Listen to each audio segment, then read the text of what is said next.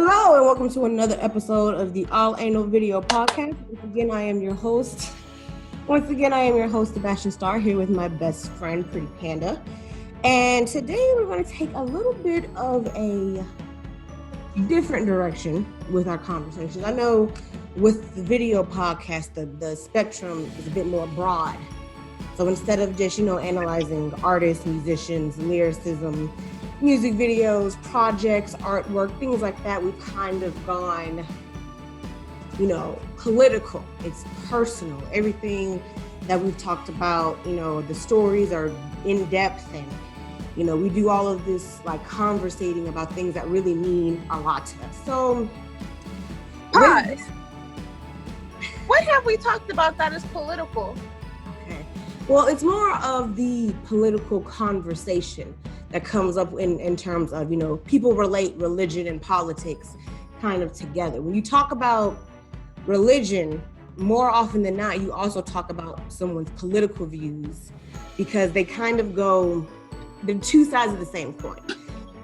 So for example, the conservative Republicans are oftentimes the diehard Christians who believe that Jesus is white and, he's the Messiah and the savior of the universe, and anyone who doesn't obey by these laws are going to hell, when in actuality, they're the ones doing all of the sinning and mischief that they are, supposedly rebelling against. So, and with us being Wiccan, we are seen as, these deviants, these demonic entities, these, dark presences within the universe that contaminate or taint the righteousness of white supremacy or confederacy or whatever you want to call it.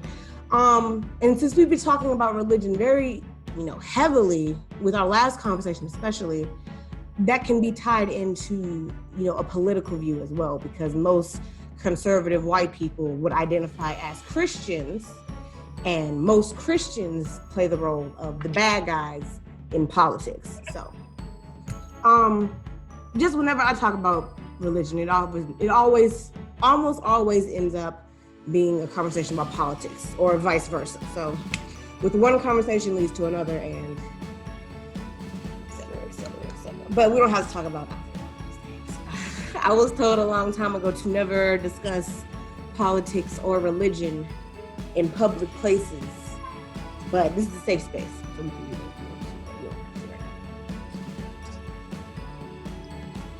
that. But I digress. So, but today we're not talking about any of that. Today we're going to go in a completely different direction. You mentioned literally just seconds before I hit the record button that you wanted to discuss, that you were binge watching for the first time Key and Peele, with of course Keegan, Michael Key, and Jordan Peele, and you want to talk a little bit about that. So I'm going to let you take the floor for a minute. You say what why you want to talk about them, what it is about them specifically that, maybe stood out to you to the point where it was like, oh yeah, we got to talk about these guys. Because I got a couple of things myself, but I'm curious as to what you have to say. Of course. I would first like to point out the fact that I did not know. First off, I did not know that his name was Keegan. I thought Keegan was his last name and Key was short for Keegan. Then I'm watching it and he's like, my name is Keegan. And I'm like, your mom really sat there and named you that? Your name is Keegan Michael. Like, he has two first names, like Ricky Bobby. Like, your name is Keegan Michael. It couldn't have just been Michael. It's Keegan Michael. Like, and yeah, that's a funny ass name for sure. It is. And then in the first episode, they talk about how they're biracial. Uh-huh. First of all, I did not know that they were biracial. That was news to me. But when they said that, I immediately got pissed off, because do you remember when Get Out came and they were talking about how woke Jordan Peele was and everything else like that, but they had the audacity to throw up the fact that he was married to a white woman? Can I input, because I don't know if you've ever watched the show Brooklyn Nine-Nine with Andy Samberg, Terry Crews. Yeah. The girl who plays Gina, mm-hmm. that's his wife. So when that scandal came out and people were like, oh, Jordan Peele's married to a white woman, but he's making movies like Get Out. He's a fake black person. He's blah, blah, blah, blah. And I'm thinking to myself, okay, he's married to a white woman. They must be talking about like the at-home house sitting, kid watching, brunch, Moscato drinking housewife, who doesn't really contribute to his career or his life. She's just there for moral support. No, his wife is a full-on like successful comedian on her own. Like she's hilarious by herself. So, and she's extremely supportive of him and his career and the decisions that he's made. And I've even seen in interviews that she likes to joke that Get Out was inspired by the first time he met her family. Like that's the type of comedian that she is. So it'd be one thing if he did have a Martha Stewart, Rachel Ray, Betty Crocker type of wife who like cooks and cleans and bakes pies and cookies and goes to PTA meetings. But no, you have a funny ass wife who has made it very, very clear that she is down for the cause. Yeah, he has a dope woman standing beside him. She is his rib. Yes, she's standing beside him. You feel me? And not a lot of people get that. What irritated me about it is because also, if anybody ever watches Key and Peele, the first episode, they're talking about how they often have to switch atmospheres because you see them as black. Yep. They were raised as something else and they have to blend to their environment. Right. And that first episode is basically like making fun of that and how in one moment when you're in a relationship with a black woman, you got to be cool, but in the next moment when you're in a relationship with a white woman, she's like, this is the time for black Jeff, like you get the best of both worlds and stuff like that. Yeah. But it angered me because you're saying that he can't be a woke black man because he was married to a white woman. He can't make movies about things like Get Out or about, what was it, Us? Yep. That he can't make movies like that. I want to make it known that he is reimagining and recreating one of the most iconic and terrifying movies in the black community and black culture, Candyman. I've still never seen it. Oh God, it's on Netflix. I'm still not going to see it. We're not going to go into that right now, but when I'm telling you that you can ask any black person on the planet, I guarantee you, well, apparently not because you've never seen it, but you can, okay, let me rephrase. You can ask any like black person who doesn't have to play that role that he's playing, because you would assume because he grew up in a suburban area, which I did too, but not initially. I wasn't born there or anything like that, but because he grew up in a suburban area with, rich neighbors, and he was singled out as that one black guy at the all-white party that you wouldn't think he would know about cultural movies like Candyman. But the fact that he not only is aware of this movie, but thinks that it is so iconic to black culture and black people that not enough people of other races are talking about it, which is why he wanted to recreate it in the first place. He said he wanted to redo it because it doesn't get a lot of attention, which, like I said, any black person will tell you, oh yeah, the movie fucked me up. You know what I'm saying? Like, you see those posts on Facebook, like what's one movie that traumatized you as a child? And Jeepers Creepers. I mean, yeah, Jeepers Creepers is scary, but this movie is a whole nother level of terrifying, especially to black people. So the fact that he was able to take this movie that he knows, I'm shaking the table, that he knows like over 90%, it's like up there with Friday and Belly and Juice and Poetic Justice. It's up there with those movies in black culture, but it's a horror film. So the fact that you were willing to take this horror film and reimagine it to modern day times to where everybody can be just as terrified of it, you know what I'm saying? That's a big deal. And he's also said in interviews that he only sees himself casting black people as the lead role in all of his movies. Not because, he feels obligated to do so, but because he's tired of seeing movies that just have white people in it. There's not enough movies. Yeah, and he touched on that. on Key and Peele, he touched on that. Well, they both did. I apologize because I don't want it to just strictly be about like Jordan Peele. I want to talk about both of them. Yeah, because Keegan, I love him. I mean, I love Jordan too. He's like such an adorable little, but like Keegan, it's something about his face that just makes everything 1,000 times funnier. You know, they do a lot of voice acting together too. Like they're still, even though Key and Peele isn't on the air anymore, they're still very close friends. They're kind of like you and me. They're still really, really good friends who still collaborate constantly with each other.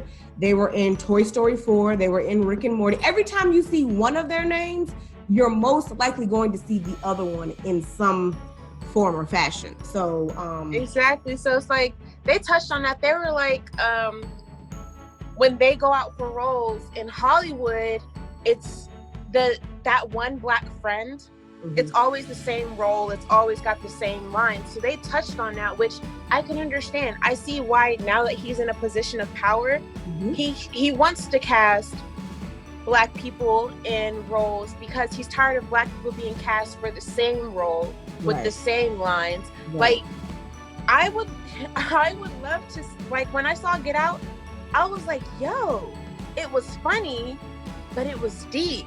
Like this, and you know, I'm sitting there breaking down the movie. I'm so into it because I'm like, oh, I see what he did there. This is the theory. This is the Like, I got it. Like when Home Dude was running, and then I flashed back to when he said that his father never got over the fact that he was beaten by a black man. Of course, you're gonna put Grandpappy Brain in a black man, and he gonna run every night. Now he the fastest person. I mean, I'm pretty sure people have already seen Get Out by now. If you haven't seen Get Out by now, you live under a rock, sir. Hush. Yeah, you do. You absolutely do. Because who hasn't seen? And then that movie is also like a horror movie where black people are like it's not like a Freddy versus Jason where there's, you know, the sassy black girl or the awkward black teenage boy or someone or some stupid jockey black character. These are like real people in real situations doing real shit, and they're reacting in a very realistic manner. Because like his friend, Lil Rel, the comedian who plays his friend in the movie, he was every single black person sitting in that movie theater or sitting at home watching it was thinking what he said out loud. Like everything that you would think as a black person is what he said. You know what I'm saying? So even he was the comic relief, sure, but he was also the most logical person out of the entire film. Like he was the only person thinking the way the average black person would think. And I don't want to, you know, make it sound like he speaks for all black people everywhere. But if you're sitting in that movie theater and you're watching Get Out and you see Chris, I can't pronounce the actor who plays him, but he's British and he has a beautiful accent. And you see Chris going up to his white girlfriend's house in the middle of nowhere, and he's calling you and saying, yo, I think the housekeeper unplugged my phone last night, or I think the gardener's trying to hit on her, or I think this, or I think that, or oh, there's a black guy up here and he's acting really, really crazy. You're gonna think what his friend was saying to him, you know, out loud. Nigga, you better get out of there. My bad. Like, Censor. so he did a good job with portraying your inner dialogue through the friend by, you know, just saying what everyone else in the room is thinking. And the fact that Chris could not see all of these red flags from day one is maybe him trying to give her the benefit of the doubt. Like, these are white people. They're going to feel this type of way around me anyway. They're going to say a bunch of racist but not racist stuff. And they're going to try way too hard to be nice to me. So I'm just going to have to give them the benefit of the doubt. But any other logical thinking person would be like, no, you need to get the fuck you need to leave, like, right the fuck now. Like, I would have left after the car accident with the deer. Honestly, I would have just not. Yeah, this is a sign from the higher power. I'm gonna head out, like, the opposite way of where we were going, though. So, for me, it's like, they have both worlds. Yep. They're biracial. So they have both worlds. They are, and, you know, I'm glad that I was able to sit here and binge watch Key and Peele because they spoke about it. A lot of people think that because people are biracial, multiracial, or whatever, they have a personality complex or whatever they said that Doja Cat had, because she's biracial and she was. I was just, you were my mom, bro, because I was just thinking like Doja Cat. But the only difference between, I'm sorry, I didn't mean to cut you off. The only difference between Doja Cat and Key and Peele is Key and Peele are very proud of who they are, and Doja Cat is like ashamed or embarrassed by it. That's what I'm saying. Like, people were saying, oh, because she's biracial, she has like a personality, identity crisis. She's having an identity crisis. They're biracial. They've said it clear as day. And you know what? They don't have an identity crisis. Nope. None whatsoever. There's not one there. So, and they're grown-ass fucking men. Yeah. Let's just put that out there. They grew up in a time where their skin color was not okay. Right. It was more not okay than it is today. Yeah. So, and they don't have an identity crisis. Like, they know how to associate or conduct themselves in the white surrounding as well as the black, but they're proud to be black. They're proud to say, I can switch it up. They're proud to say, I got a black Jeff moment and I got a white Jeff moment. Right. You know, they're proud to be that. They don't have like this. So for me, I feel, especially, I don't know, they didn't really talk about it in the show, and I haven't been watching any interviews, but I don't know if their mothers raised them black. But what I do know is Doja Cat's mother raised her black. So if they don't have an identity crisis, where does hers come from? I think to answer your question is, and this isn't based off of any type of information other than just, you know, what I've observed from them or from other, you know, other stories of white parents raising multi-race children, is usually if the mother is white and the father is black, or, you know, a POC, whatever, the mother will do everything that she can to make sure that the children understand that their color and their culture that comes with that color is important. So they'll make sure to do their hair properly. They'll take the time to actually learn these techniques and how to go about doing it so the kids don't look embarrassed or stupid. They'll make sure that they know about their history, whether it's ancestral or just cultural. They'll make sure that they know about famous political icons or inventors or scientists, doctors. They'll go the extra mile to ensure that their child of color knows that just because you're mixed or just because your skin is darker than me doesn't mean that you're not as important or any less important than I am because I'm white. So white parents are usually pretty good at doing stuff like that. So if they have parents that were anything like that, which I'm sure they did, then they already knew all of this stuff, which would also explain why both of them are so proud of who they are, regardless of who their parents are or who they end up marrying. Because I think Keegan is married to a white woman too.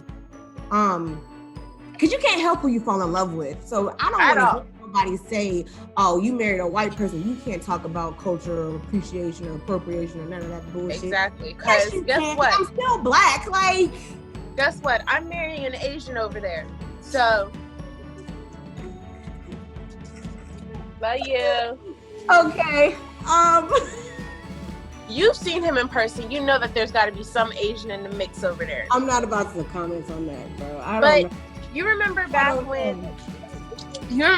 when, before this even, Avery, stop playing with that. Before this even came about, I think Avery was about like 2. And we were also having this conversation because I was driving in the car and I told you that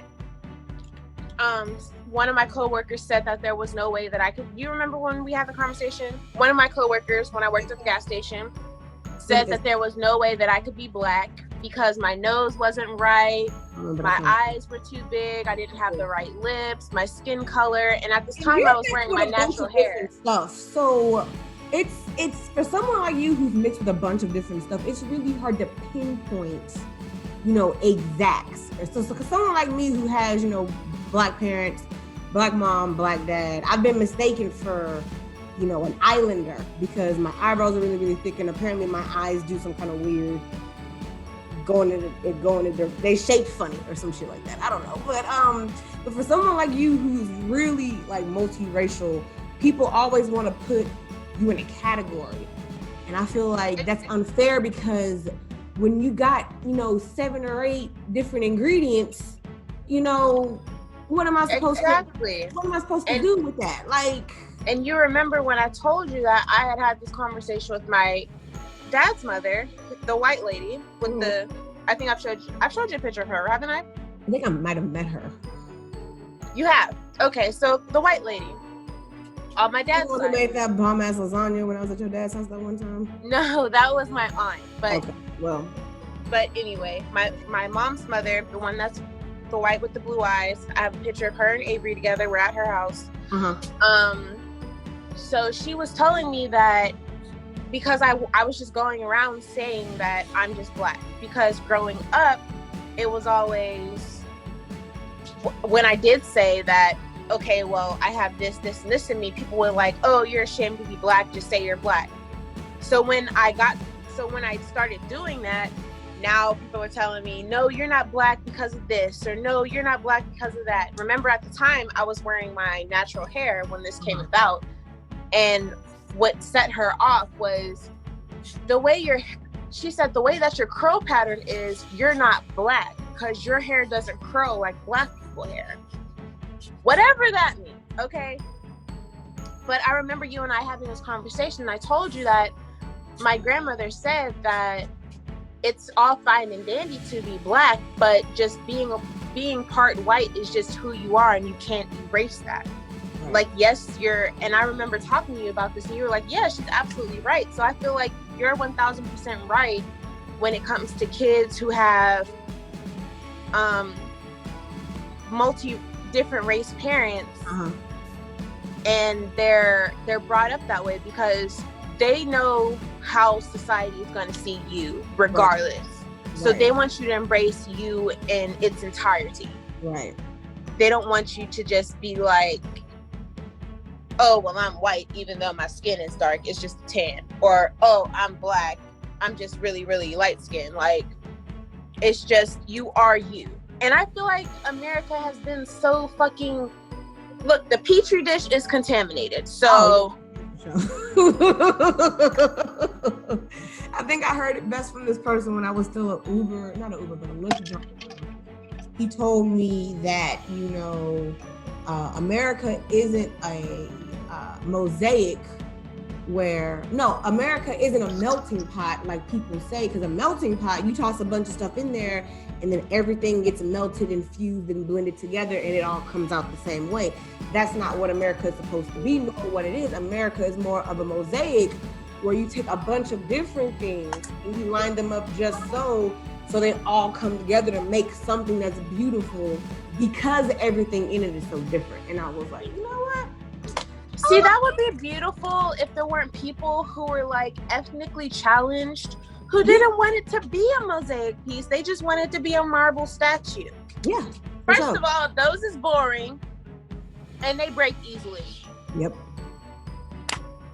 But I think this in regards to children who grow up with multiracial families, and the fact that, the white parents usually go, and even not even just white mothers, white fathers will go above and beyond for their mixed race children as well, encouraging them to not only just pursue, stereotypical things that would fit their character, but just, making them feel proud to be who they are and do what they do. And usually I see white fathers embracing the black culture so heavily.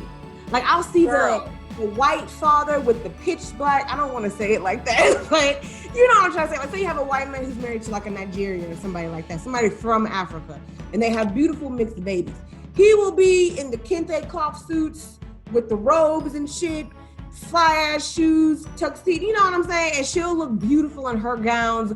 The boys will be dressed in clothes just like him. They're taking photos together. And it's like, that's fucking beautiful. I don't see anything wrong with that, because he is not only encouraging his sons to be true to themselves and understand and know who they are and where they come from, but he's showing that he's willing to step outside of his comfort zone and adapt to this life, because the woman that he loves, this is her culture. You know what I'm saying? Like, that's no different from what Nick Jonas, I think Nick Jonas is married to like an Indian woman. They had two different weddings. They had the Indian style wedding, and then they had the American style wedding. He did that for her. You know what I'm saying? There's no difference. So it's not. And for me, situations like that is so beautiful. Like, I'm in a group on Facebook because I'm in a lot of different groups because I branch out there. I'm in a group of, it's mainly like single parents just boosting each other up. And it's not just single moms, there are single dads in there too.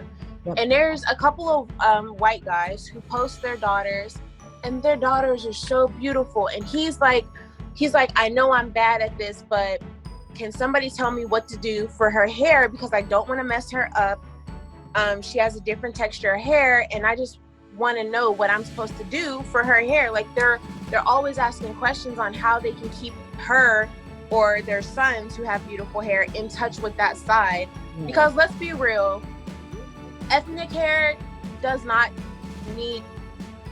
needs more care than white people hair. Yeah. We're just gonna say it out there. And at the same time, it's like, because I've had white friends who ask, ignorant white people questions. And the thing about an ignorant white person question is, it's an ignorant question, but because you asked it, you're not ignorant, because you're trying to learn and you really want to understand it. So I've had white friends who ask ignorant white people questions about my hair. They'll say, how often do you wash it? What do you use? What does detangling mean? Why do you have to section it off like that? Like, they'll ask questions because they don't have to do this on a regular to semi-regular basis. The beautiful thing about my hair is, white people have to wash their hair like every day, every morning or every night when they take a shower. They have to wash their hair. And if they don't wash it for a week, it'll get oily or something. Hold on one second. Mm-hmm.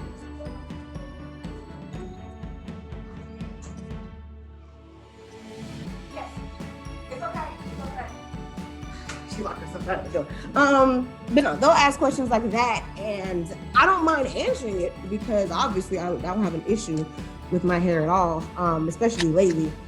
But I don't mind those questions because it's like, how would they know any better? They don't have to go to get their hair washed every 2.5 weeks or every week and a half or whatever your hair wash day cycle is. They don't have to worry about keeping it well conditioned and moisturized. They don't have to worry about keeping it in protective styles. They don't have to worry about, using the right product so it doesn't dry out or break off or have heat. They don't have to worry about stuff like that. So I prefer that you ask and be knowledgeable than assume and be ignorant. So for the fathers and mothers who have multi-race children and they're trying to figure out, I don't know what to do with their hair, I'm having such a hard time. There's nothing wrong with you asking. Because Absolutely. You asked, and now you know what to do next time. And most importantly, your kid feels good about themselves. They think they look good, they have more confidence in themselves, and they're not ashamed or embarrassed. Because it really doesn't take any time to do your kid's hair if you know what you're doing. You know what I'm saying? So, and there's plenty of black kids who don't know what to do with their kids' hair, and that's embarrassing because it irritates me. Look, and I can say this, and I'm gonna say it. Anybody who knows me, they know my son, and they know that my son had a beautiful mane of hair. A beautiful mane. I'm sorry I cut it. I kind of regret it now. I'm looking back at pictures. You're not sorry because you keep cutting it. If you are sorry, you just let it grow back out, but you won't let it do that. So, but it's like I see ethnic people, melanated people, my people of color who have their kids, and their kids. Why is your child bald? This don't make no goddamn sense. It's ridiculous, honestly, and I feel like our kids don't come out bald. First off. So you did something wrong because our kids don't come out bald. And if they do, it takes 6-8 weeks to maybe 3 or 4 for them months to get their little fro going. Yeah. I didn't come out bald. I had a head full of hair when I was born. Look, I was talking to my fiance, and me and my aunt were like, all of our kids came out with hair. He was like, a baby ain't never came out with hair. What? I had to show him pictures. Avery came out with a full little slick down, little sleek straight. And now that I think about it, all but one of my siblings came out with like headfuls of hair. And and even still, like my niece, for example, she didn't come out with a head full of hair. She had hair, but it wasn't like a head full of hair. But you look at her now, her hair is like long. Like it's thick, it's long, it's full. So it's like you're doing something wrong. And it infuriates me because I be seeing these kids that are like 6 years old and their hair is like to the top of their earlobe. These little girls that I know, if you just had... Oh, man. All right, that's fine. But at the same time, we're not here to judge nobody's parenting skills. We're not here to... Oh, no. It just don't make no goddamn sense. It doesn't. And I really can't talk because I don't even have kids. But, I mean... Which, by the way, Moonrose will be dropping their very own hair growth oil. We just dropped our face oil, which is great for clearing acne. That's all I have on my face right now, and it is amazing, and it smells great. It's made with 100% organic oils and the top dermatologist recommended oils. We did a lot of research, so your hair growth oil is coming soon, so be ready for that. Just thought I'd throw that out there because you know how I am about my face care and my hair care.